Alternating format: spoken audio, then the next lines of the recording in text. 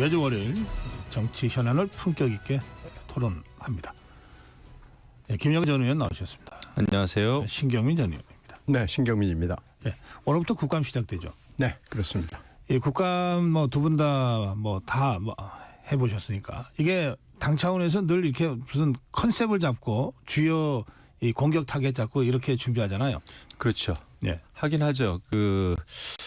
그런데 이제 이번 국감 같은 경우에는 서로가 이제 과거하고는 좀 많이 다른 것 같아요.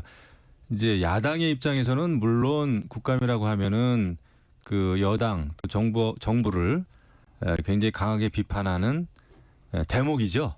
그래서 이제 국감을 그렇게 열심히 하는데 이번에 그 박찬대 민주당 원내대표 얘기 들어보니까 정권 끝장 국감을 만들겠다 이렇게 공언을 했어요. 네. 그거는 정말 바람직하지 않다고 봅니다. 이제 국감이라고 하는 것은 입법부로서 국회가 정부를 여러 가지 이제 견제하고 잘못된 거 고치고 바로 잡고 비판하고 이거는 맞지만은 정권을 끝장내겠다고 하는 국감은 그거는 그 국회의원 원내대표가 입에 담을 얘기는 아니죠. 그러면 정말 갈 때까지 간다, 끝까지 간다는 건데요. 그거를 바라보는 국민들도 그렇게 좋은 감정은 아니라고 봅니다.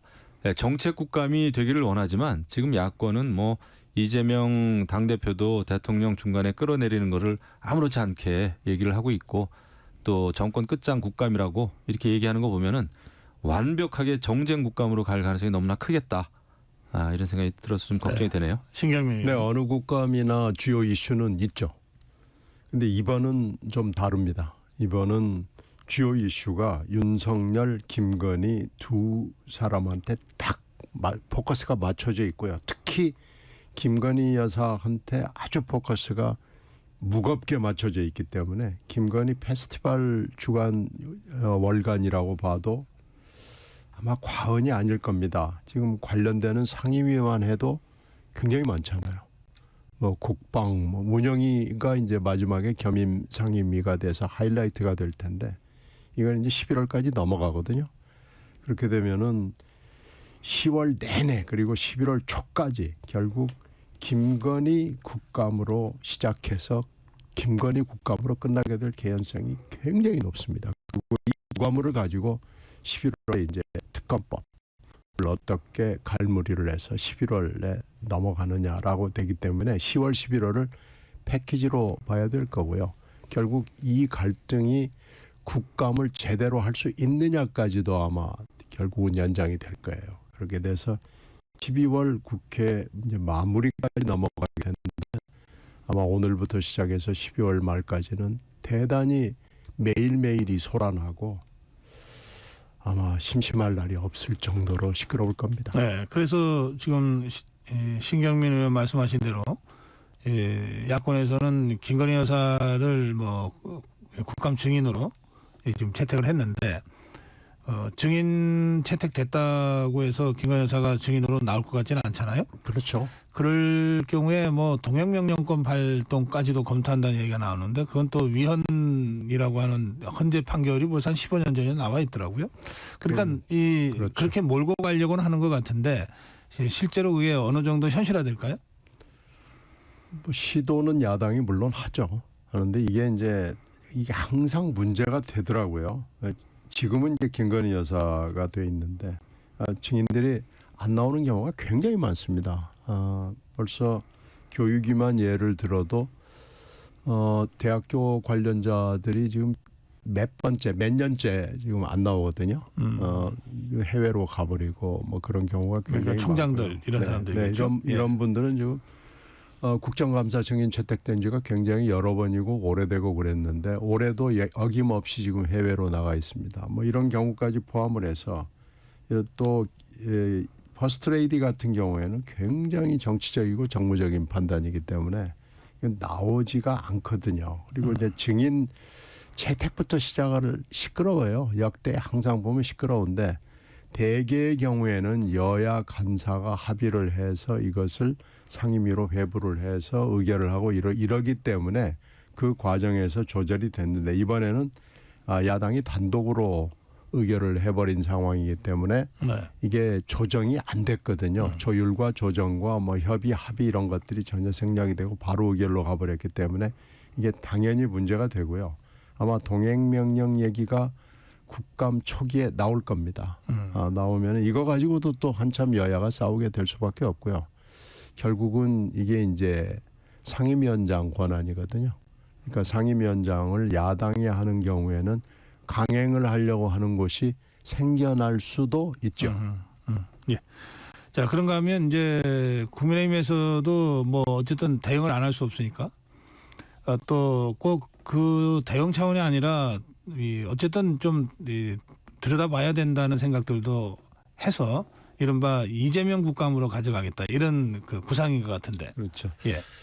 김영우 의원. 예. 그 이재명 민주당 대표가 이제 11월에 두 개의 법정에서 1심 선고가 내려질 예정이죠. 11월 15일 또 25일 선거법 위반하고 위중교사인데 그런 여러 가지 그 사법 리스크와 관련해 가지고 아마 국민의힘은 민주당을 굉장히 압박할 것으로 보입니다. 네. 또 어제 이제 이재명 당 대표가 탄핵을 누가 봐도 이제 탄핵을 암시하는 그 도중에 대통령을 끌어내리겠다라는 식의 발언을 했기 때문에 아마 이와 관련해서도 이재명 대표를 굉장히 압박할 것으로 보이고 그 다음에 또 문재인 전 대통령 그 딸 문다혜 씨 그 음주운전 건이 또 있었잖아요. 네. 이런 거 관련해서도 문재인 전 대통령 또 문다혜 씨 또 여러 가지 그 뇌물수수 의혹과 관련해서도 굉장히 좀 국민의힘도 벼르고 있다 이런 생각을 좀 합니다. 그래서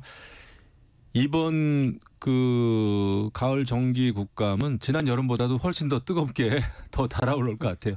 엄청 치열할 것 같은데 결국 10월, 11월이 우리 신경민 의원님 말씀대로 여야 간에 정말 대혈전이 벌어질 가능성이 큰데 이 전체를 바라보는 아마 국민들의 시선은 곱지 않을 것 같습니다. 이게 정책 국감이 되기라는 게 정말 매번 어렵지만은 그래도 지금 민생 차원에서 여러 가지 좀 그런 국감을 다뤄줘야 되는데 아마 큰 소리치고 또 동행 명령 주장하고 또 증인에게 또 참고인들에게 윽박 지르고 결국 나중에는 뭐 빈선 국감이었다 이렇게 결론 날 가능성도 있죠.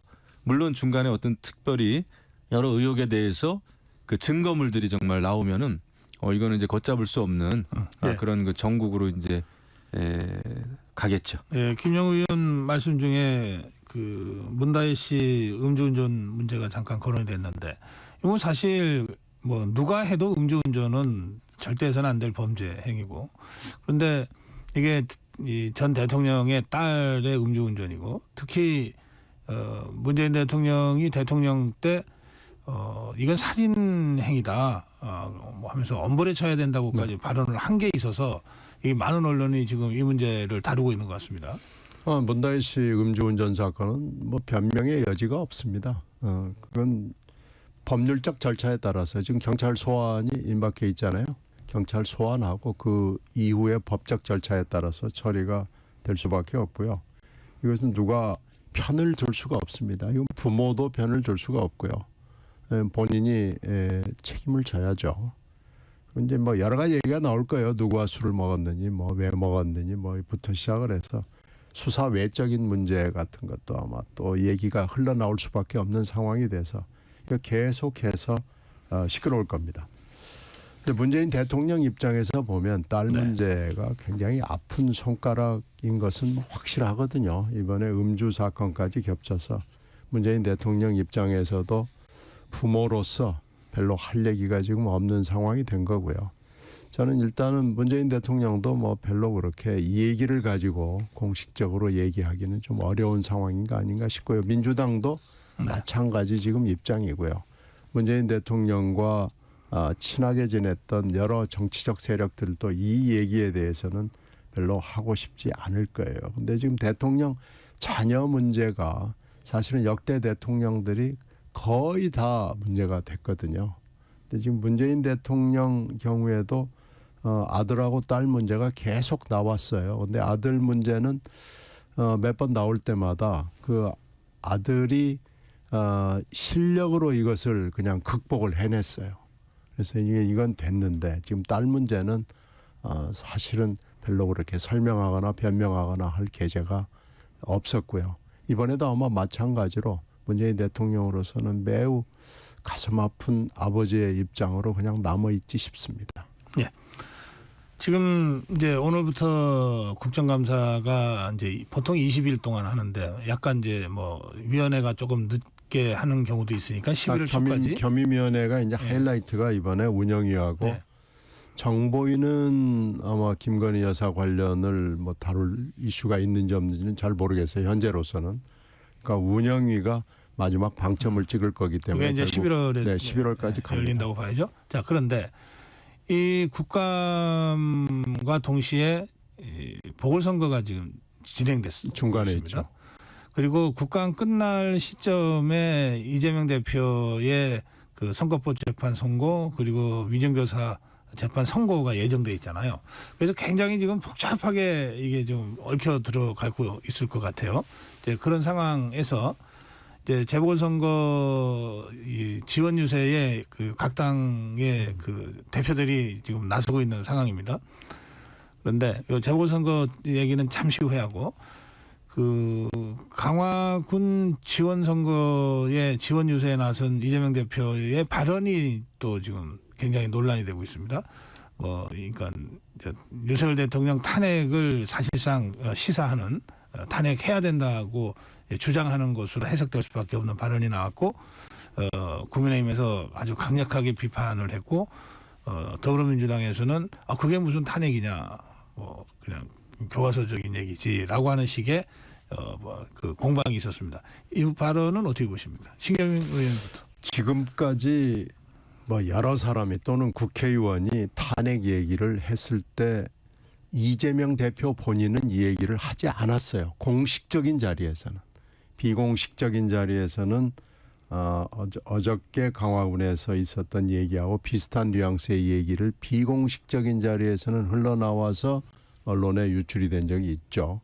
그런데 공식적인 자리에서 끌어내려야 된다는 얘기를 한 건 처음입니다.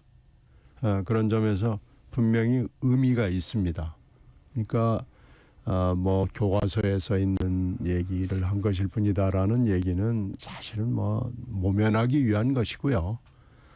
그걸로 뭐 설명이 되지는 않습니다. 그래서 이건 분명히 의미가 있고 이런 얘기를 하게 된 배경을 살펴봐야 되는데 이건 역시 윤석열 대통령의 실정 그리고 더 중요한 것은 김건희 여사의 여러 가지 오지랖 개입 뭐 이런 것들하고 관련이 있고요.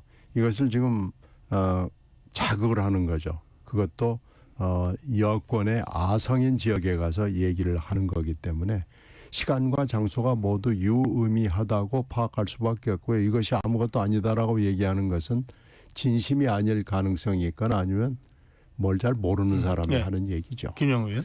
그 선거를 기다릴 수 없을 정도로 심각하면 중간에 끌어내리는 게 민주주의다.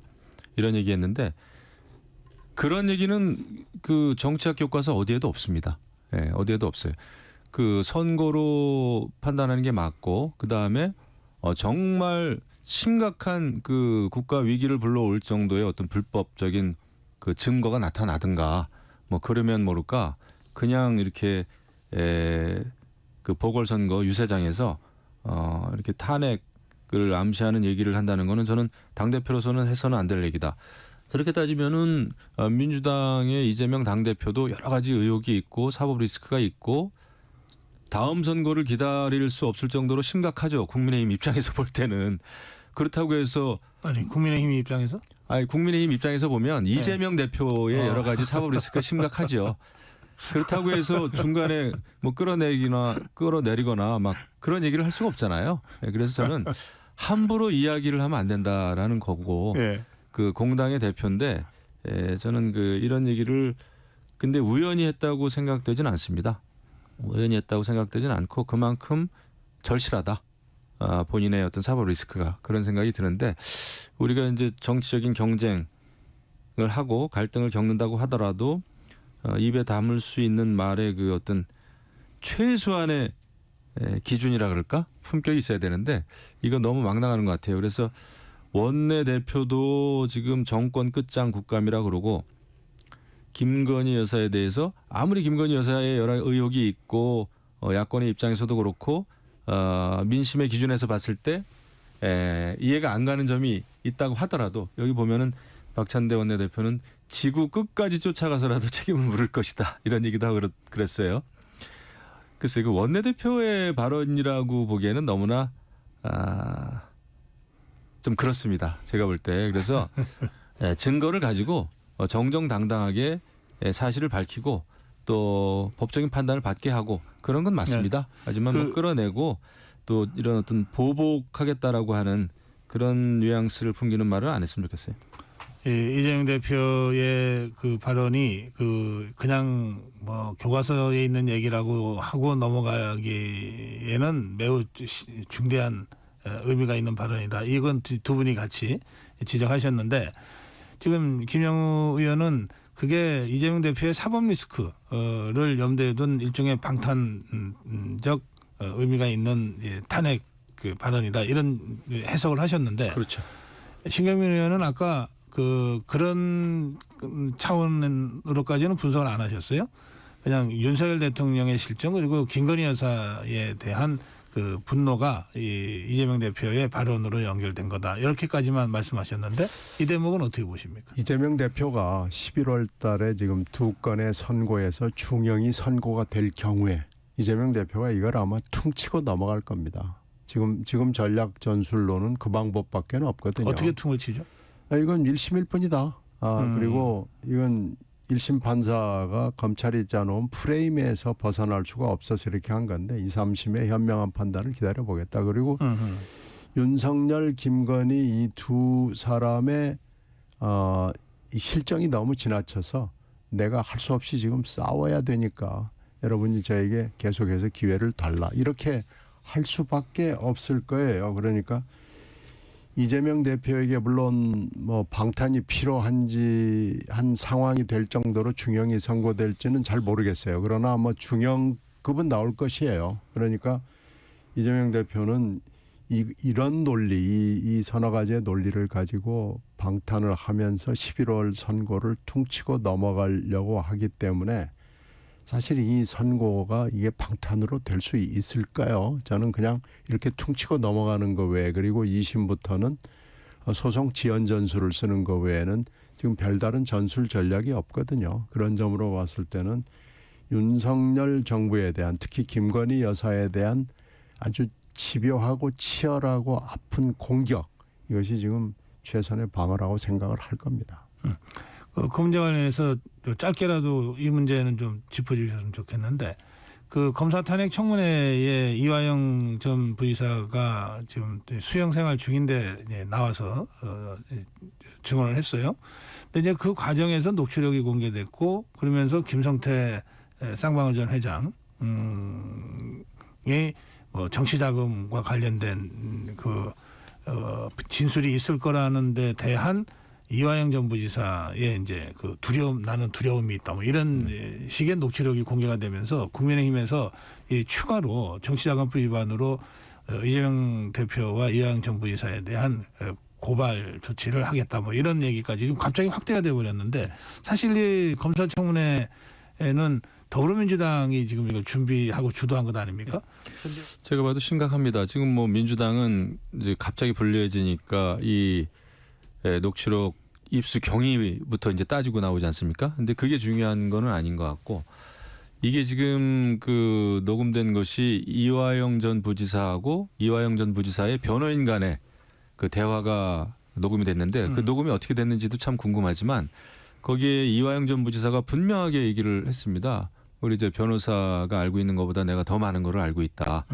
이러면서 이재명 그 당대표 도왔던 조직에 그 자금 지원했던 거 이런 거를 직접 얘기를 했기 때문에 이것은 제가 봐도 좀 빼박 증거다 생각을 하고 결국 민주당에서는 이화영 전 부지사를 청문회에 불러내 가지고 그 스스로를 변호하게 하고 이재명 당대표를 이제 방탄을 시키려고 했던 열었던 청문회인데 뭐 의도는 그랬던 거. 예, 의도는 그런데 그랬다 결과는 하더라도. 완전히 정반대의 결과를 가져왔습니다. 그리고 이제 그런 걸 하면 안 되는 거죠, 사실은. 예, 지금 검찰 수사 진행 중인데다가 이화영 전 부지사는 그 수감 중이고, 그렇게 수감 중인 사람만 나와가지고 이것을 그 완전히 민주당 의원들이 나서서 변호 인단처럼 말이죠, 변호를 했고, 이런 것은 누가 봐도 너무나 편파적인 것이고, 검사가 현역 검사가 나올 수는 없잖아요. 예, 그 뻔히 못 나올 걸 알면서 열었었는데 이것은 그 역풍을 맞았다, 이런 알겠습니다. 생각이 듭니다. 자, 한 두 가지 이슈 좀 더 짚어보겠습니다. 예, 재보궐선거가 이 양당의 대표들한테 영향을 상당히 줄 거다. 결과에 따라서 그냥 지나가는 선거다. 어느 쪽인 것 같습니까? 이제 신경민 의원님. 금정구가 야권 단일화가 되면서 금정구 뭐 여러 가지 여론조사, 지금 여론조사가 한 두어 개 정도 나와서 조금 시간은 지났지만요, 최근 여론조사 보면 금정구가 오차범위 안에서 이제 여야 후보가 엎치락뒤치락 하는 것 같아요. 예. 근데 이건 이제 정말로 살펴봐야 될 대목이고 지켜볼 대목이지만, 이것이 여파가 영광으로 갑니다. 금정구에서 양보를 했으니 이제 조국 대표 입장이에요. 영광군 보궐선거는 조국에게 달라라고 얘기할 수 있는 근거가 생긴 거죠. 근데 지금 영광은 3파전이 30, 30, 30으로 세 개가 박빙이잖아요. 진보까지 해서 쫙 나눠져 있어서 여기 아무도 여기도 예측을 할 수가 없는 상황이거든요. 이렇게 되면은 영광은 조국에게 달라는 금정양보의 토대 위에서 얘기하는 조국 대표가 조금이라도 지금 입장에서 우위예요. 아하. 그렇게 따지면은 민주당도 입장이 곤란하고, 진보당이 이제 어느 쪽 표를 더 많이 갉아먹느냐에 갈려 있는 것 같아요. 그래서 이 영광 선거가 금정의 영향을 받아가지고 전혀 그렇군요. 알 수 없는 예. 상황으로 가고, 강화하고 곡성은 상대적으로 그거보다는 조금 더 덜 영향을 받는지 않나 싶습니다. 예, 이 선거판이 상당히 복잡하게 흘러갑니다. 이게 나비 효과 같은 거. 그렇습니다. 특히 영광 같은 경우에 그 야권이 단일화 없이 만약에 조국 혁신당이 민주당을 이겼다. 그러면은 민주당은 그 호남에서 어쨌거나 지금 그렇지 않아도 분위기가 안 좋은데 그 적자 자리를 유지하기가 쉽지가 않죠. 그리고 내후년 선거도 어려워진다고 보고, 이재명 당대표의 그 호남에 관련돼 가지고 여러 가지 그 신뢰가 많이 떨어지겠죠. 그래서 양쪽의 당대표로서는 이번 보궐선거가 큰 선거는 아니어도 정치적인 의미는 굉장히 있는 선거이기 때문에 지금 굉장히 그 사력을 다하고 있지 않나 싶은데, 아무튼 특히 당 내에서 그 당대표에 대한 어떤 그 뭐라 그럴까요, 비판적인 세력들은 이 결과를 가지고 또 활용을 하려고 들겠죠. 그래서 그런 것이 앞으로 좀 펼쳐지지 않겠나, 이런 생각이 듭니다. 이 재보궐선거 양상은 조금 더 지켜보면서 다시 한번 분석을 해보겠습니다. 또 결과가 어떻게 나올지 사실은 좀 이제 선거 전문가들도 말을 아끼게 돼 버렸어요. 네, 지금 완전히 살얼음 판입니다. 그래서 박빙입니다, 정말. 네, 강화 선거도 사실은 그렇습니다. 그래서 선거 결과에 대한 예측은 다음 시간에 좀 다시 하겠습니다. 마지막 주제인데요. 그 한동훈 대표가 어제 그 한 20여 명의 그 의원들하고 그 만찬을 했어요. 김영희 전 의원은 만찬에 대상이 아니죠. 예. 저는 뭐 원했는데다가. 그러시군요. 그렇습니다. 근데 이게 뭐 한동훈 계보의 시작이다 아니다 뭐 또 논란들이 있던데 짧게 어떻게 보십니까? 지금 정확한 계보를 이렇게 가를 수는 없어요. 왜냐하면 이제 지난번에 당대표 선거한 지 얼마 안 됐고, 또 정치권에 들어온 지가 얼마 안 되지 않았습니까? 네. 한동훈 대표는 현재 이제 어떤 자신의 그 뭐라 그럴까, 외연을 확장을 계속 해야 되는 상황이고, 지금 뭐 계보 따지고 있을 그런 한가한 상황도 아닙니다. 지금 재보궐선거 일어나고 있죠. 국감도 해야 되죠. 그 다음에 당정 간의 여러 가지 뭐 갈등 상황이 아직은 알겠습니다. 있고, 이런 상황에서 잘못 움직이면은 오히려 계파 만든다는 오해를 사기 때문에 뭐 그렇게 한동훈 대표가 또 움직이지는 않는 걸로 알고 있습니다. 예, 신경민 의원님 아니 어떻게 이건 보셨어요? 지난 4일 김건희 여사 특검법이 이제 내표의 반란표가 분명히 나온 거 아니겠어요? 이런 상황이 시점이 아주 묘하게 된 거고요. 그리고 저는 시간도 의미 있다고 봐요. 6시에 만나가지고 10시 넘어까지 했다는 거 보니까 이런 것이 이제 진짜 회동이지 지난번처럼 뭐 대통령 만나가지고 27명이 1시간 반 만났다 이런 건 그냥 점 찍는 회식 아닌가 싶어요. 그래서 이런 점으로 봐서 개복까지는 아니지만 상당히 의미 있는 모임이었다. 이것이 앞으로 전국에 어떤 영향을 줄지 예, 굉장히 의미가 알겠습니다. 있다고 봅니다. 개복까지는 아니었다. 그러나 의미는 있었다. 예, 여기까지 하겠습니다. 본격 토론 김영우 전 의원, 신경민 전 의원과 함께했습니다. 고맙습니다. 네, 고맙습니다.